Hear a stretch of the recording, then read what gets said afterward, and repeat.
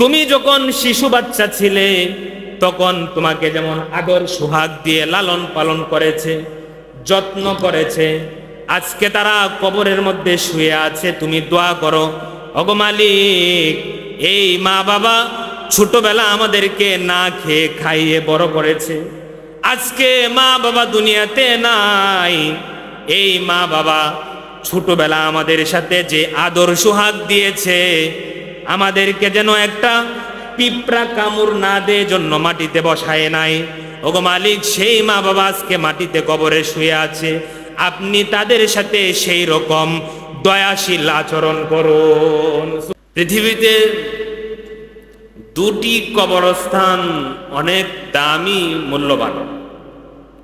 একটি কবরস্থান জান্নাতুল মুআল্লা, আরেকটি কবরস্থান জান্নাতুল বাকি।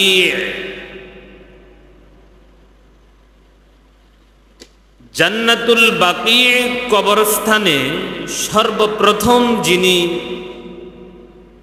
শুয়েছেন, সর্বপ্রথম যার দাফন হয়েছে, সেই সাহাবীর নাম হচ্ছে হযরত উসমান ইবনে মাযউন রাদিয়াল্লাহু তাআলা। উসমান দুইজন, একজন হচ্ছে উসমান ইবনে আফফান, আরেকজন হচ্ছে উসমান ইবনে মাযউন। উসমান ইবনে মাযউন রাদিয়াল্লাহু তাআলা আনহু তিনি একদিন নবীজি সাল্লাল্লাহু আলাইহি ওয়াসাল্লামের বাড়ির আঙ্গিনা দিয়ে পাশ দিয়ে অতিক্রম করছিলেন। উসমান ইবনে মাযউন তখনও খাঁটিভাবে ইসলাম গ্রহণ করে নাই।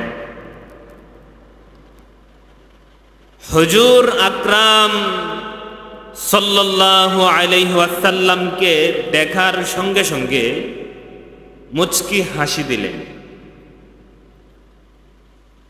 নবীজি সাল্লাল্লাহু আলাইহি ওয়াসাল্লাম উসমান ইবনে আফফান উসমান ইবনে মাযউন রাদিয়াল্লাহু তাআলা আনহুকে বলতেছেন, তুমি কি বসবে না? উসমান ইবনে মাযউন বললেন, হ্যাঁ অবশ্যই। তো নবীজির পাশে উসমান ইবনে মাযউন রাদিয়াল্লাহু তাআলা আনহু বসছেন। তখনও কিন্তু সে খাঁটি মুসলিম না। হুজুর সাল্লাল্লাহু আলাইহি সাল্লামের সাথে কথোপকথন হচ্ছে। হঠাৎ উসমান ইবনে মাযউন দেখতে পেলেন হুজুর আকরাম সাল্লাল্লাহু আলাইহি সাল্লামের শরীর, কপাল ঘামতে শুরু করল। জিবরিল আমিন যখন হুজুরের কাছে ওহী নিয়ে আসতেন, ওহীর ওজন, ওহীর ভারে নবীজির শরীর ঘেমে যাইত এবং স্বাভাবিক আচরণ থেকে একটু অস্বাভাবিক হয়ে যেত। হুজুর আকরাম সাল্লাল্লাহু আলাইহি ওয়াসাল্লাম আসমানের দিকে তিনি তাকাইলেন, যেন কেউ কিছু বলতেছে আর তিনি তা শুনতেছেন, এরকম একটি ভাব নিয়ে।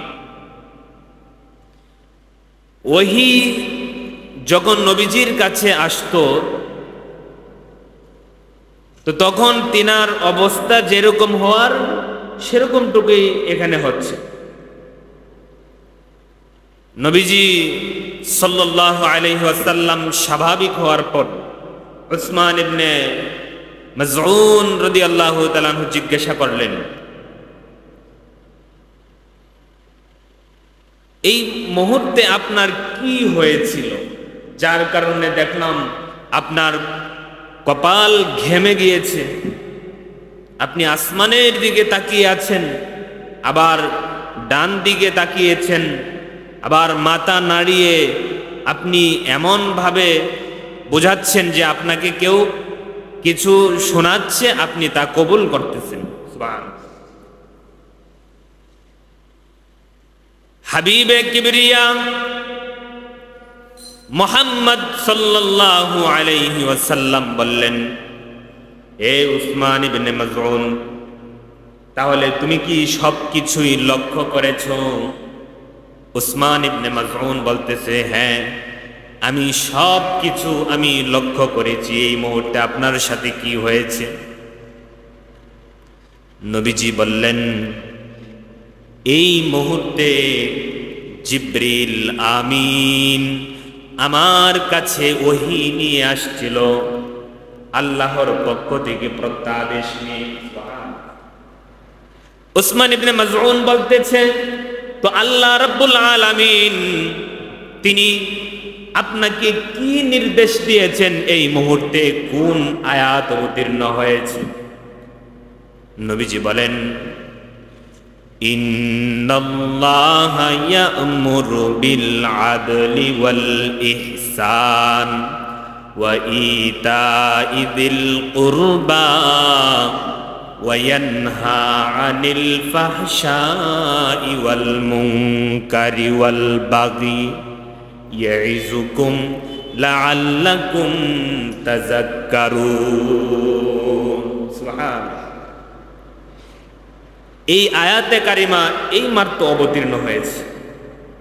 উসমান ইবনে মাযউন তিনি বুঝতে পারলেন এই আয়াত নিঃসন্দেহে কোনো মানুষের হতে পারে না, আল্লাহর পক্ষ থেকে এসেছে। তিনি খাঁটিভাবে সেখানেই এই আয়াত শুনে ইসলাম গ্রহণ করেছে বলে সুবহানাল্লাহ। বড় বরকতময় আয়াত। এই আয়াতটুকু শুনে শত শত কাফের মুসলিম হয়েছে।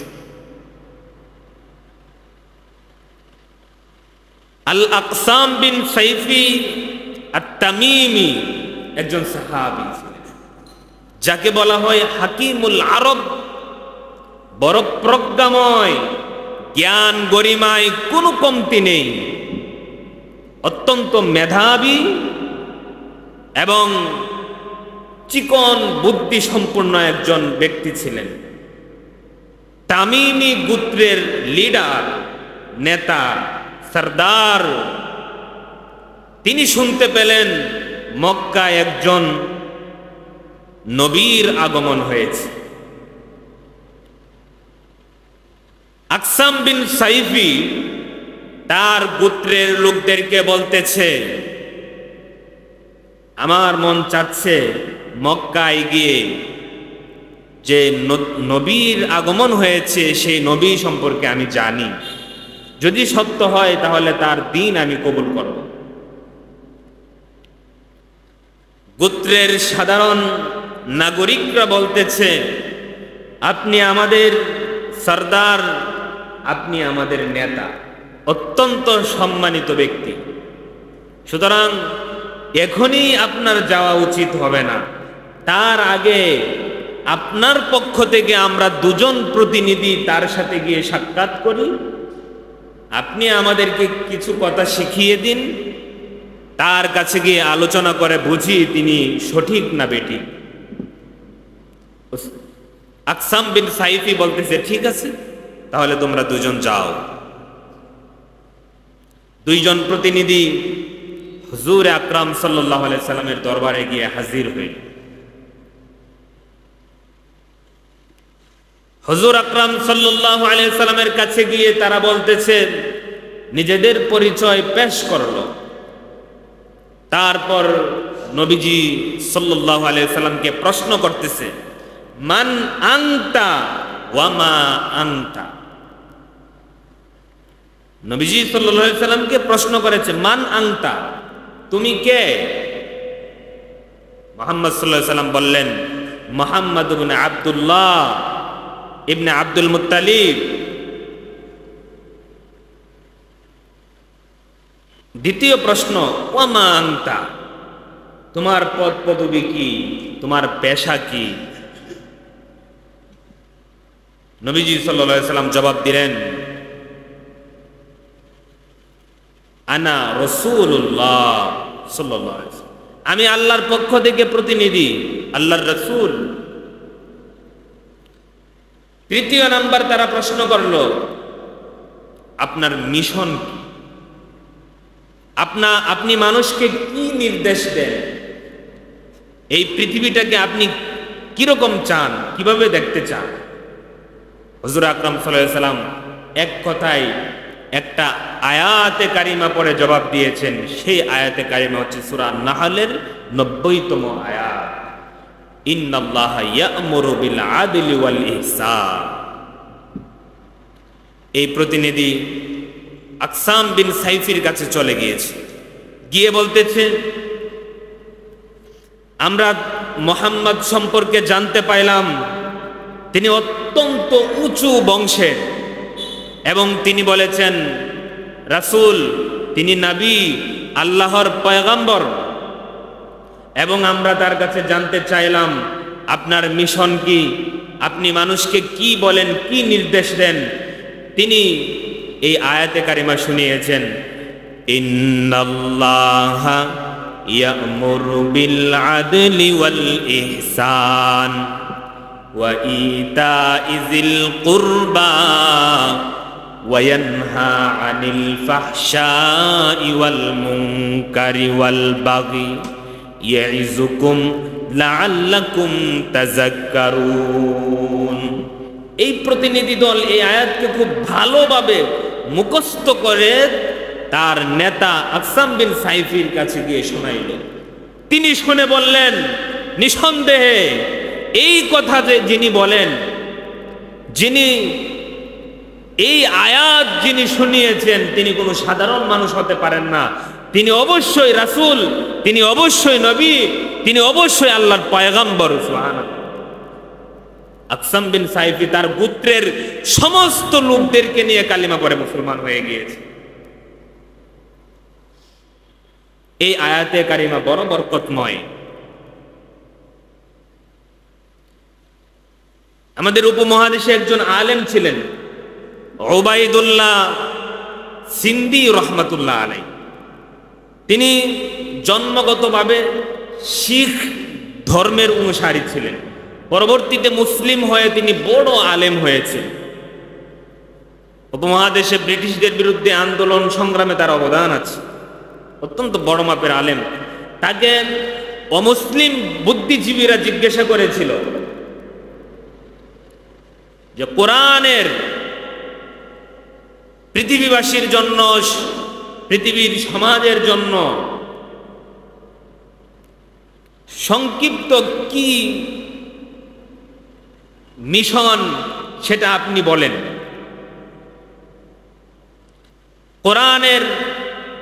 কোরআন হাকিমের বিশ্ববাসীর জন্য কি বার্তা দেয় সেটা আপনি সংক্ষিপ্ত বলেন। তখন উবাইদুল্লাহ সিন্দি রহমাতুল্লাহ এই একই আয়াত পড়ে শুনিয়েছিলেন। সুবহান।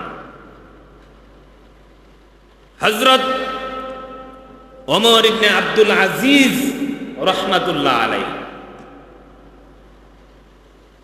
যাকে পঞ্চম খলিফা বলা হয়, 4 খলিফা বিদায় হয়ে যাওয়ার পর দীর্ঘ সময় খলিফাবিহীন পৃথিবী ছিল, জুলুমের রাজত্ব ছিল। এরপর একটা সময় আরেকজন পৃথিবীতে খলিফা এসেছে, তার নাম ওমর ইবনে আব্দুল আজিজ রহমাতুল্লাহ আলাইহি। ওমর ইবনে আব্দুল আজিজ রহমাতুল্লাহ আলাইহিকে দ্বিতীয় ওমরও বলা হয়। ওমর ইবনে আব্দুল আজিজ রহমাতুল্লাহ আলাইহি রাজ পরিবারের সন্তান ছিলেন। ওমর ইবনে আব্দুল আজিজ ইবনে মারওয়ান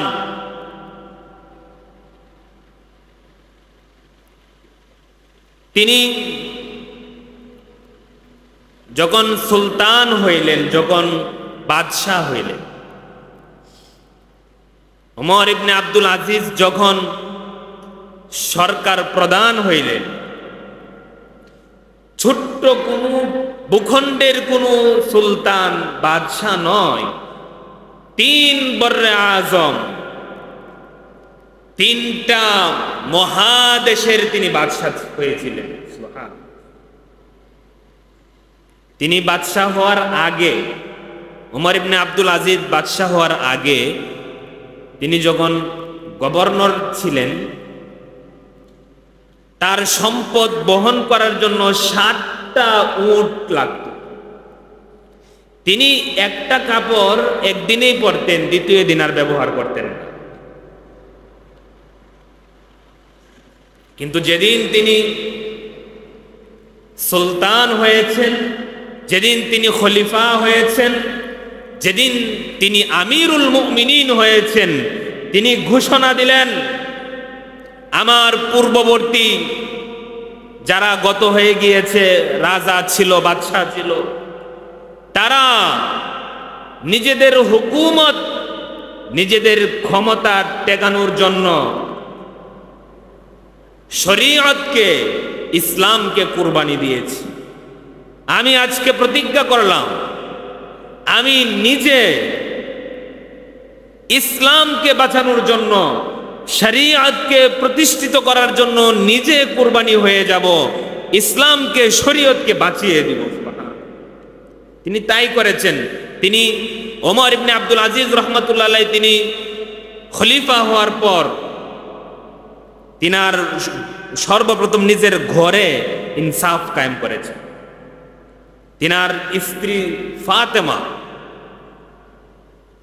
রাজনৈতিক দৃষ্টিতে বড় সম্মানিত রাজকন্যা, যার দাদা ছিল বাদশাহ, যার বাবা ছিল বাদশাহ, যার 4 ভাই বাদশাহ, যার স্বামী বাদশাহ, 7 নিসবত থেকে তার পুরুষরা বাদশাহ ছিল। বাড়িতে যত গহনা ছিল, স্বর্ণ ছিল, সম্পদ ছিল, সব সম্পদ বাইতুল মালে জমা দিয়ে দিয়েছে। ওমর ইবনে আব্দুল আজিজ যখন খলিফা হইলেন, ওমর ইবনে আব্দুল আজিজ খলিফা হওয়ার পর 3 বর্রে আজমের মধ্যে, 3টা মহাদেশের মধ্যে তিনি ইনসাফ কায়েম করেছিলেন, ন্যায় প্রতিষ্ঠিত করেছিলেন। তিনি ন্যায়পরায়ণ শাসক হিসেবে দুনিয়া থেকে বিদায় নিয়েছিলেন। এই ব্যাপারে আমি বিস্তারিত বলবো না। ওমর ইবনে আব্দুল আজিজ রহমাতুল্লাহ আলাইহি তিনি বলেন, আমার হাতে 3 জন বাদশাহকে আমি কবরের মধ্যে রেখেছি। আব্দুল মালিক বিন মারওয়ান, বাদশাহ আব্দুল মালিক, বাদশাহ ওয়ালিদ বিন মালিক, বাদশাহ সুলাইমান বিন আব্দুল মালিক, এদেরকে আমি নিজের হাতে কবরের মধ্যে রেখেছি। ওমর ইবনে আব্দুল আজিজ বলেন যে 3 জন বাদশাকে আমি যখন কবরে রাখি, কবরে রাখার সময় তাদেরকে যখন কবরে শোয়াইলাম, শোয়ানোর সাথে সাথে লক্ষ্য করলাম তাদের চেহারা কিবলা থেকে তাদের মুখ সরে গিয়েছে। নাউজুবিল্লাহ। কাফন খুলে দেখলাম তাদের চেহারা মলিন হয়ে গিয়েছে, কালো হয়ে গিয়েছে। নাউজুবিল্লাহ। সুলাইমান বিন আব্দুল মালিককে যখন কবরে রাখা হইল, সুলাইমান বিন আব্দুল মালিকের সন্তান বলতেছে যে আমার আব্বা কি ইন্তেকাল করে নাই? লাশ তো নাড়াচড়া করতেছে, লড়তেছে। ওমর ইবনে আব্দুল আজিজ রহমাতুল্লাহ আলাইহি বলেন, এই লাশ জীবিত নয়, বরং কবরের আযাব শুরু হয়ে গিয়েছে, জলদি কবরের মধ্যে দাফন করো তাকে। লাশ নাড়াচড়া শুরু হয়ে গিয়েছে।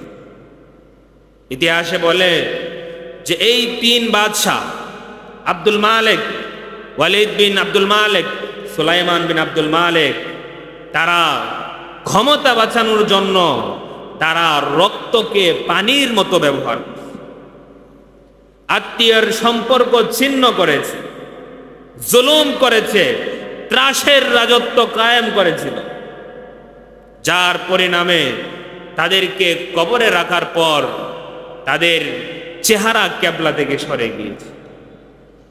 আর ওমর ইবনে আব্দুল আজিজ রহমাতুল্লাহ আলাইহি তিনি এমন শাসন কায়েম করেছিলেন, এমন ন্যায়পরায়ণ শাসক ছিলেন,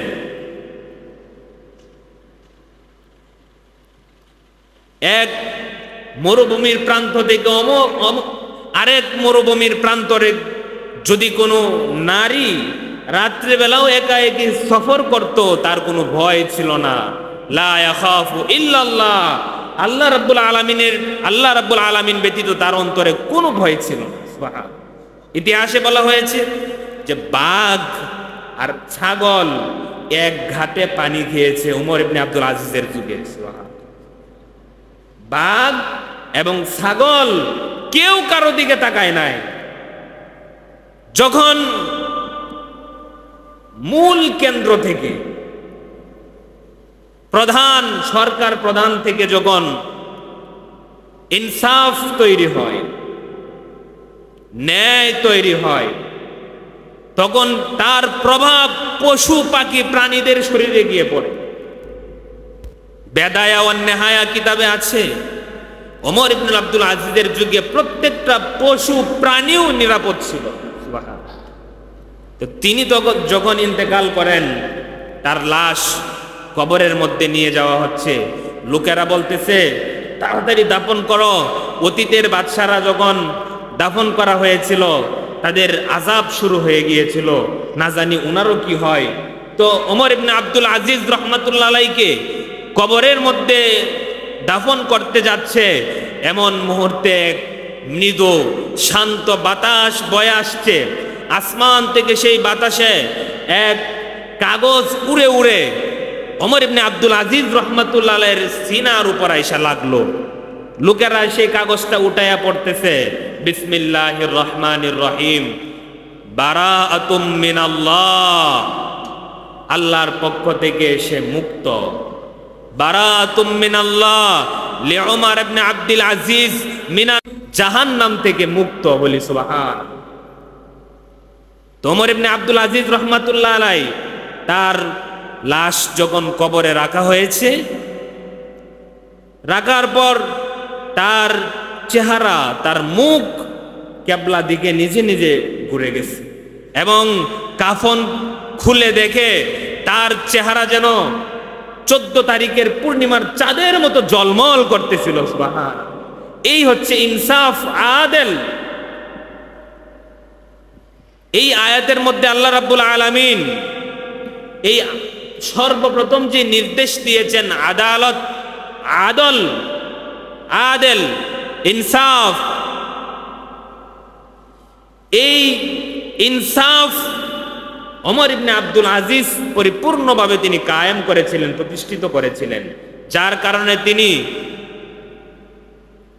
3টা মহাদেশের সরকার প্রধান হয়েও, আমিরুল মুমিনিন হয়েও তিনি জান্নাতি হয়েছেন, এবং তিনার সেই ক্ষমতাকে আল্লাহর সন্তুষ্টির কাজে ব্যবহার করেছেন। ওমর ইবনে আব্দুল আজিজ রহমাতুল্লাহ আলাইহি তিনি বাদশাহ হওয়ার সঙ্গে সঙ্গে যত মানুষের পাওনা ছিল, পূর্বের বাদশারা যা আত্মসাৎ করেছিল, যা ছিনিয়ে নিয়েছিল, যত জুলুম করেছিল, সব তিনি ফিরিয়ে দিয়েছিলেন। প্রত্যেকের পাওনা, সকল পাওনাদারের পাওনা তিনি ফিরিয়ে দিয়েছিলেন।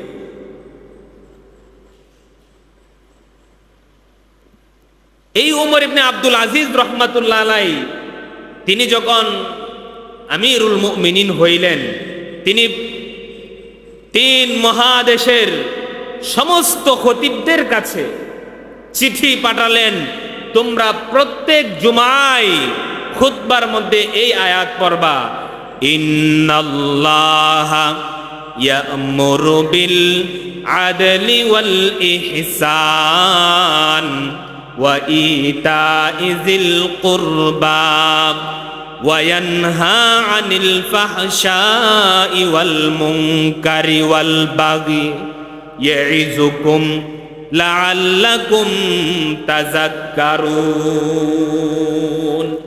সেই 1300 বছর আগ থেকে এই আয়াত প্রত্যেক জুমায় খতিবরা পড়তেছে, আজকেও পড়তেছে। বলি সুবহানাল্লাহ। এই আয়াতটা আজকে আপনাদের সামনে পড়েছি।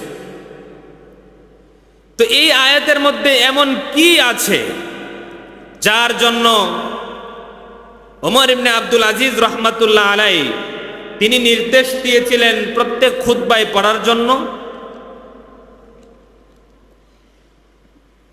হযরত আব্দুল্লাহ ইবনে মাসউদ রাদিয়াল্লাহু তাআলা আনহু তিনি বলেন, সূরা আন-নাহলের 90তম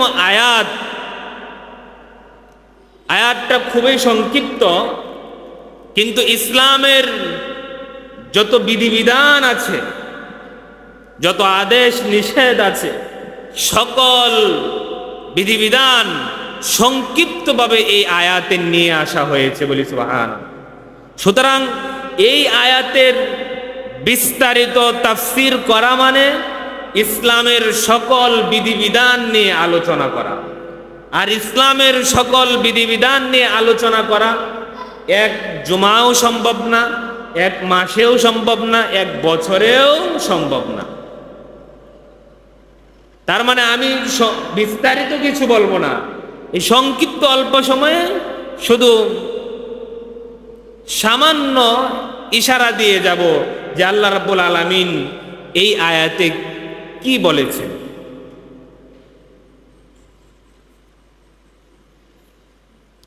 সূরা আন-নাহলের 90 নম্বর আয়াত।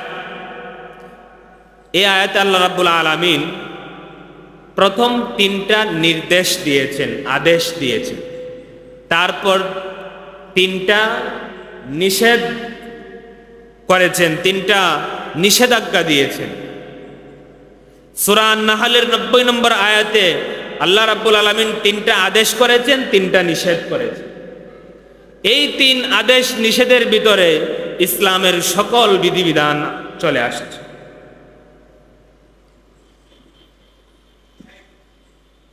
আল্লাহ রাব্বুল আলামিন এই আয়াতে কারিমায় বলতেছেন, ইন্নাল্লাহা ইয়া'মুরু বিল আদল। আল্লাহ রাব্বুল আলামিন নির্দেশ দিয়েছেন আদল করার জন্য, ইনসাফ করার জন্য। ইনসাফ মানে হচ্ছে পাওনাদারের পাওনা পৌঁছিয়ে দেওয়া। যে যতটুকু প্রাপ্য তাকে ততটুকু পৌঁছে দেওয়া, তাকে বলা হয় ইনসাফ। পাওনাদারের পাওনা না দেওয়া হচ্ছে অবিচার, জুলুম, দুর্নীতি।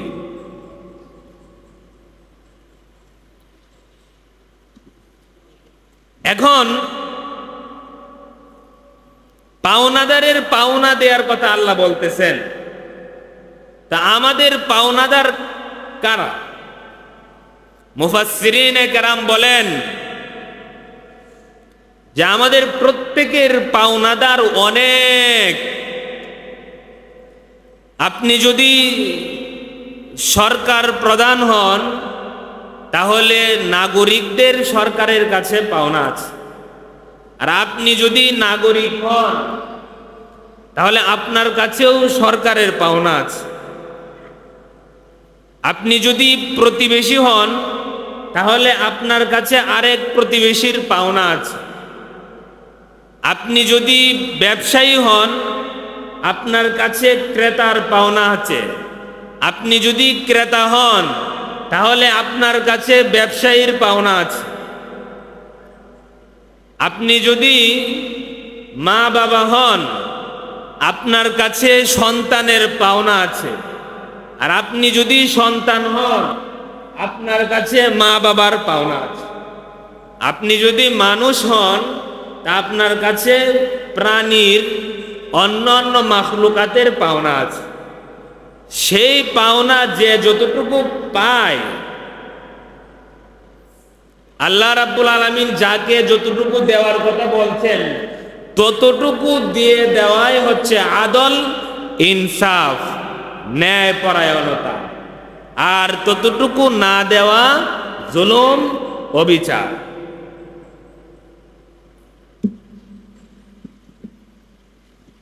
এই আয়াতে কারিমায় আল্লাহ রাব্বুল আলামিন আদল করার জন্য বলতেছেন, ইনসাফ করার জন্য বলতেছেন। প্রত্যেকটা মানুষ, আমরা যারা মানুষ, আমাদের প্রত্যেকজনের পাওনাদার আছে। এজন্য হুজুর আকরাম সাল্লাল্লাহু আলাইহি সাল্লাম বললেন, কুল্লুকুম রাইন ওয়া কুল্লুকুম মাসউলুন আন রাইয়াতিহি।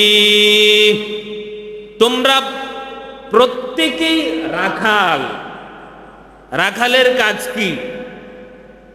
ভেড়ার পাল, বকরির পাল, গরুর পাল, এগুলোর রাখাল থাকে। রাখালের কাজ হচ্ছে তার প্রত্যেকটা পালিত প্রাণীকে নেকড়ে থেকে হেফাজত করা, নেকড়ের আক্রমণ ঠেকানো। তো নবীজি সাল্লাল্লাহু আলাইহি সাল্লাম এটাই বলতেছেন যে কুল্লুকুম রাইন, তোমরা প্রত্যেকেই দায়িত্বশীল, প্রত্যেকেই রাখাল। ওয়া কুল্লুকুম মাসউলুন, আর তোমাদের সবাইকে জিজ্ঞাসা করা হবে আন রাইয়াতিহি, তোমরা কি পরিমাণ দেখাশোনা করেছো, কতটুকু দায়িত্ব পালন করেছো।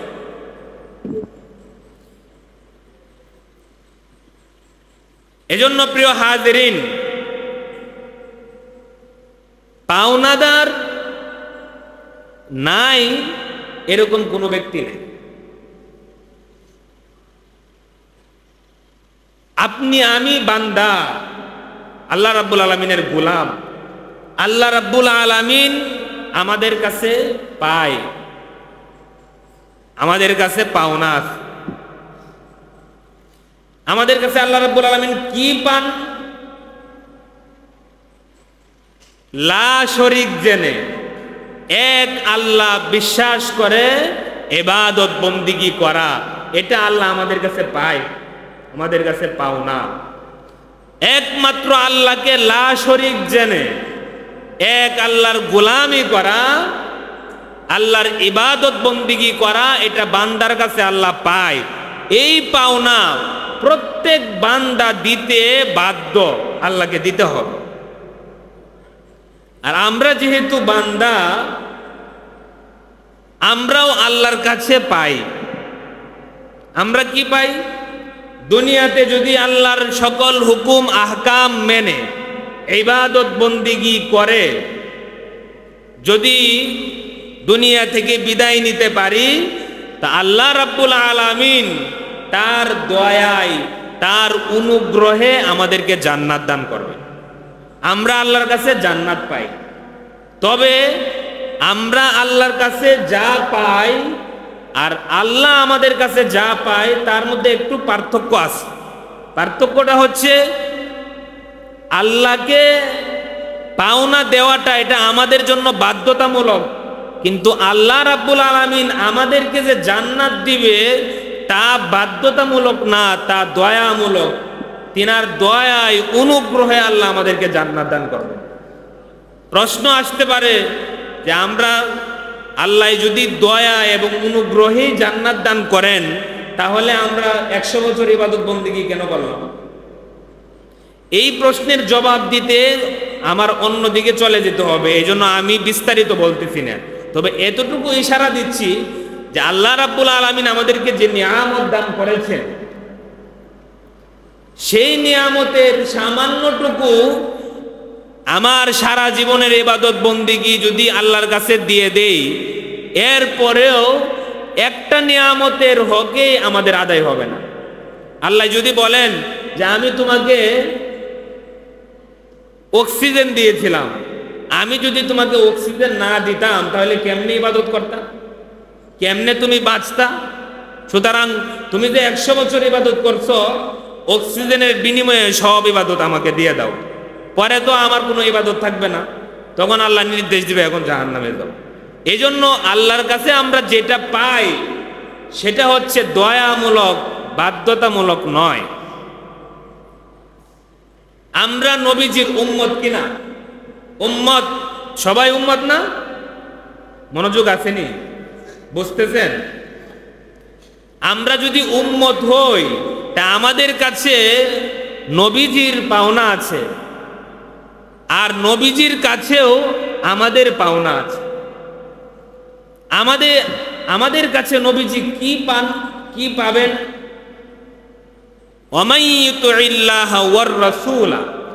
আল্লাহ রাব্বুল আলামিনের ইবাদত বন্দিগি করার পর, আল্লাহকে একমাত্র লা শরীক জানার পর রাসূলের আনুগত্য করতে হবে,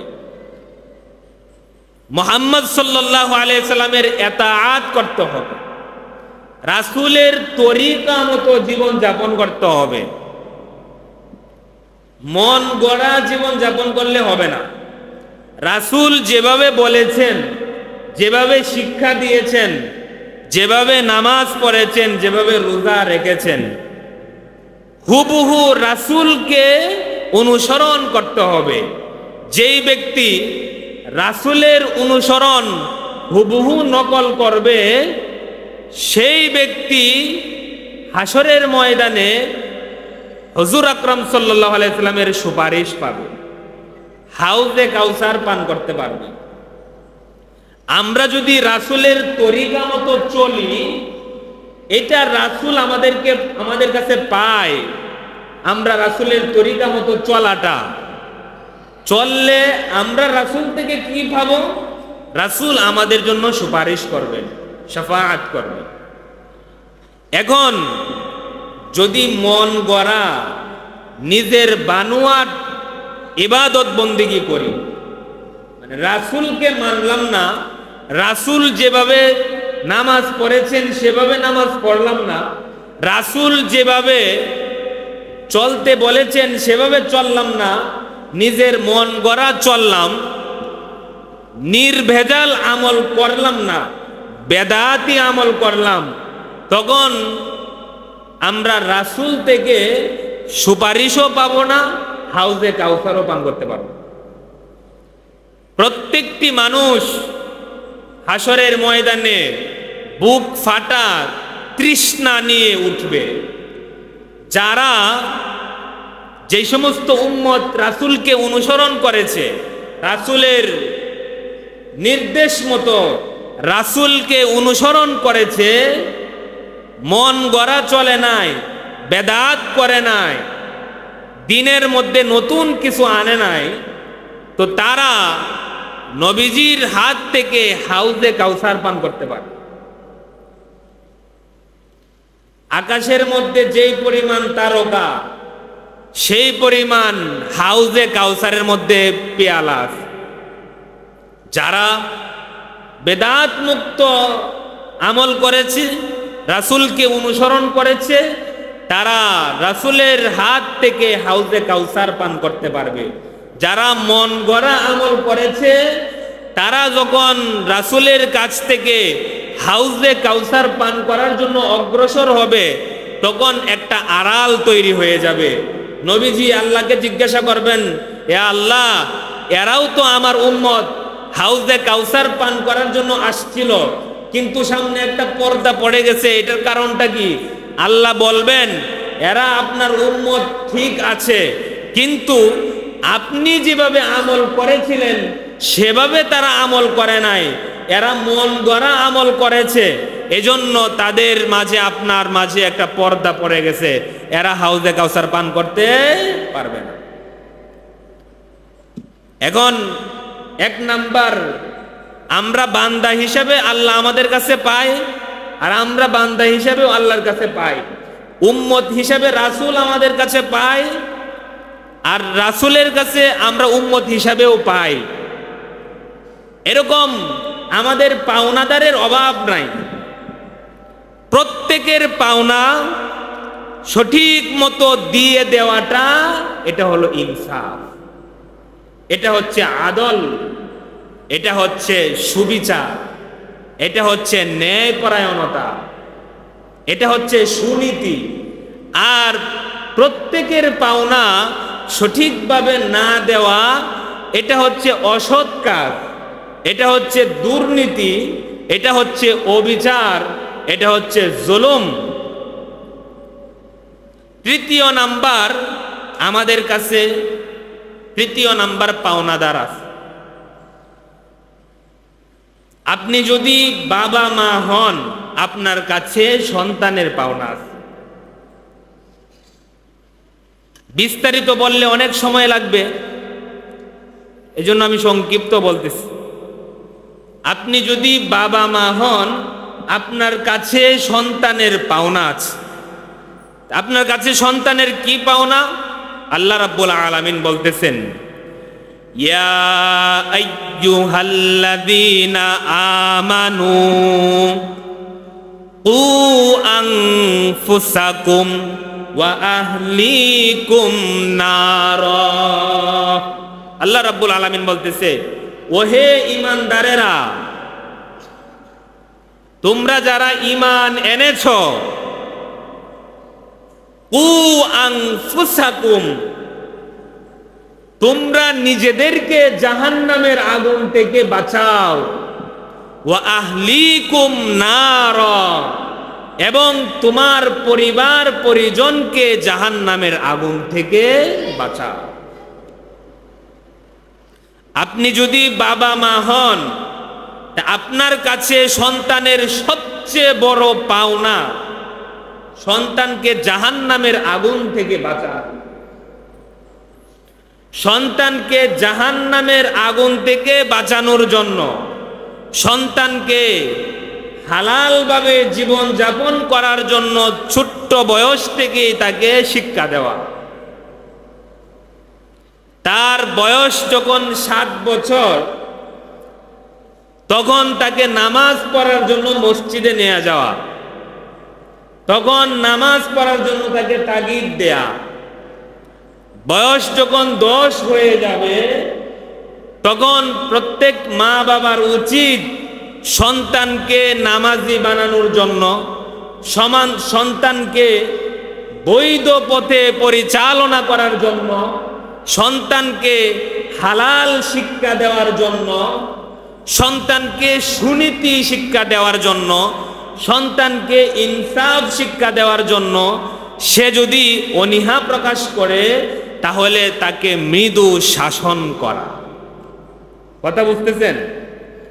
আপনি যদি বাবা মা হন, তাহলে আপনার কাছে সন্তানের 1 নাম্বার পাওনা হচ্ছে তাকে জাহান্নামের আগুন থেকে বাঁচানো।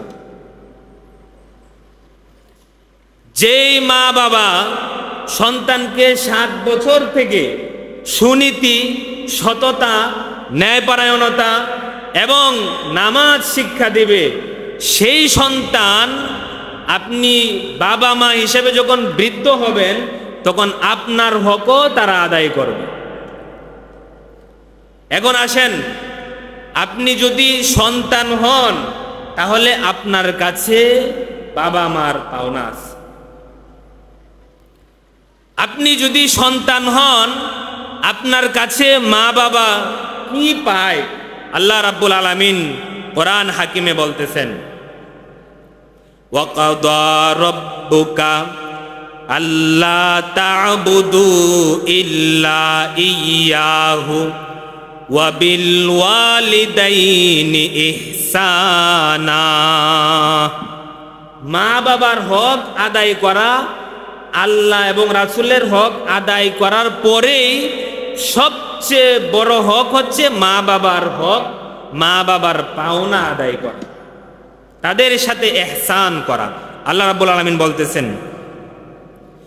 ইম্মা ইয়াবলুগান্না ইনদাকাল কিবারা আহাদুহুমা আও কিলাহুমা ফালা তাকুল লাহুমা উফফিন ওয়ালা তানহারহুমা ওয়া কুল লাহুমা কাওলান কারীমা।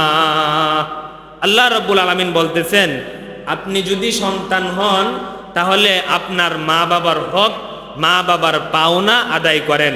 মা বাবা আপনার কাছে কি পায়? বাবা মা, তাদের মধ্য থেকে কোনো একজনকে যদি আপনি বার্ধক্য অবস্থায় পান, অথবা উভয়জনকে যদি আপনি বৃদ্ধ অবস্থায় পান, তো আল্লাহ রাব্বুল আলামিন বলেন, ফালা তাকুল লাহুমা উফ। আল্লাহ বলতেছেন, বাবা মার সামনে কখনো অসন্তোষ প্রকাশ করে, নারাজ হয়ে উফ শব্দটাও বলিও না, ইস শব্দটাও বলিও না।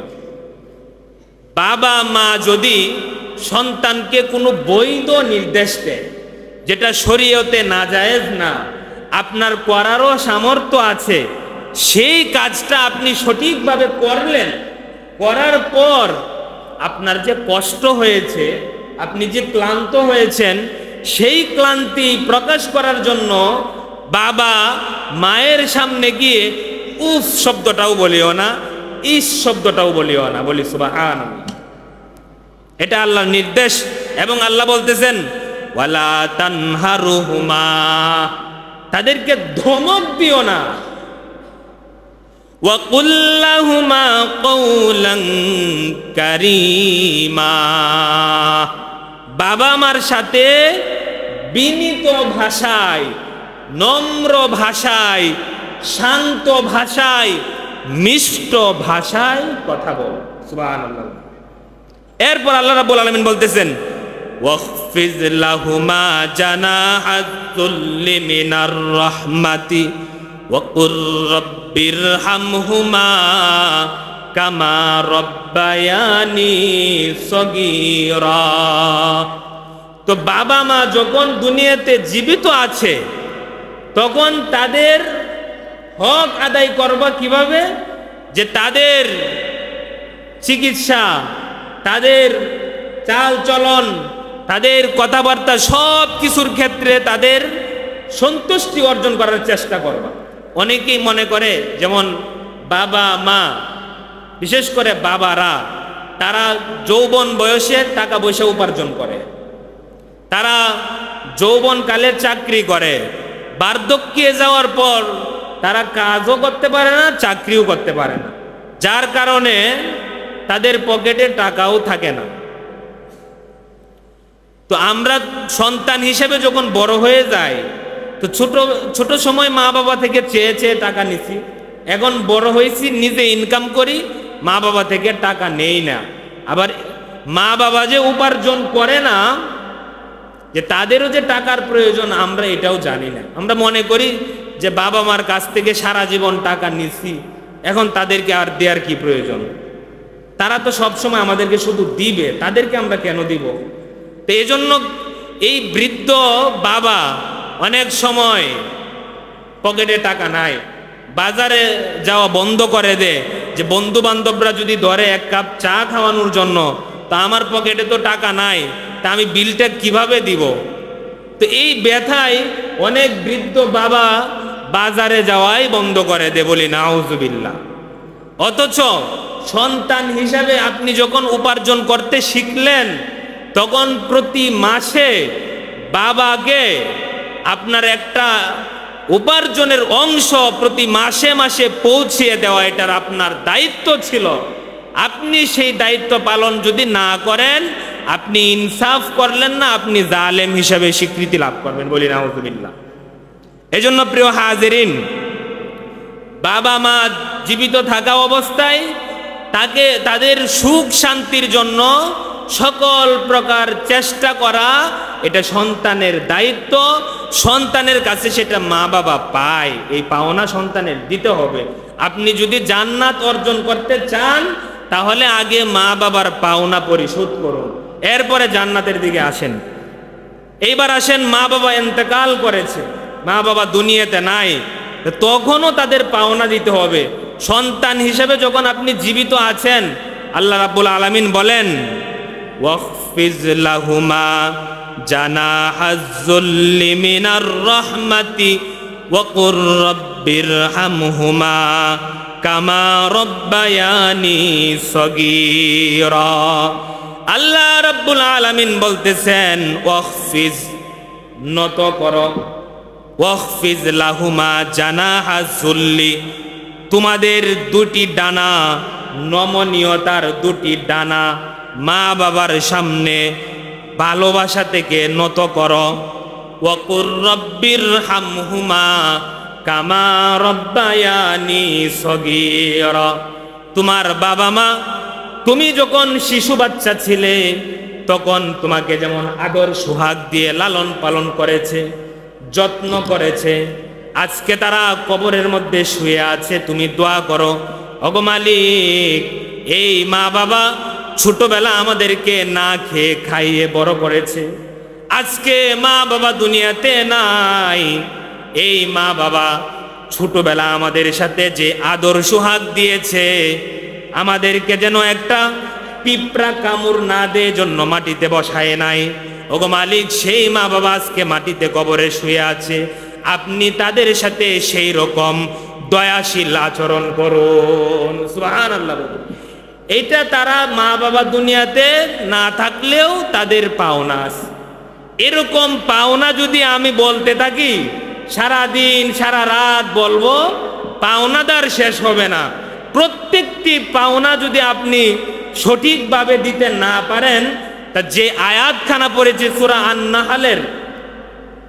আন-নাহলের 90 নম্বর আয়াত, এই আয়াতের শুধুমাত্র একটা শব্দের আলোচনা করেছি, আল আদল, ইনসাফ। ইনসাফ মানে কি? যে যতটুকু পায় ততটুকু তাকে দিয়ে দিতে হবে। যে যতটুকু পায় তার পাওনা পরিশোধ করতে হবে। আল্লাহর পাওনা পরিশোধ করতে হবে, রাসূলের পাওনা পরিশোধ করতে হবে, এরপরে মা বাবার পাওনা পরিশোধ করতে হবে, তারপর প্রতিবেশীর পাওনা পরিশোধ করতে হবে। এভাবে ব্যবসায়ী তার ক্রেতার পাওনা পরিশোধ করতে হবে। অনেক আলোচনা। এই যে বড় বড় কোম্পানি আমাদের দেশে আছে, তারা ভেজাল পণ্য প্রোডাক্ট বানাইতেছে, এমন এমন অখাদ্য কুখাদ্য তৈরি করতেছে যে মানুষের স্বাস্থ্য নষ্ট করে। তারা ক্রেতার হক, ক্রেতার প্রাপ্য নষ্ট করতেছে, হক নষ্ট করতেছে। এজন্য তারা জালেম হিসেবে স্বীকৃতি লাভ করে জাহান্নামে যেতে হবে, বলি নাউযুবিল্লাহ। এরকম অনেক পাওনাদার আছে ভাই। প্রত্যেকের পাওনা সঠিক মতো আমরা পরিশোধ করে দেওয়ার চেষ্টা করব। আজকের আলোচনা এই পর্যন্তই, বাকি আলোচনা ইনশাআল্লাহ পরের সপ্তাহে হবে।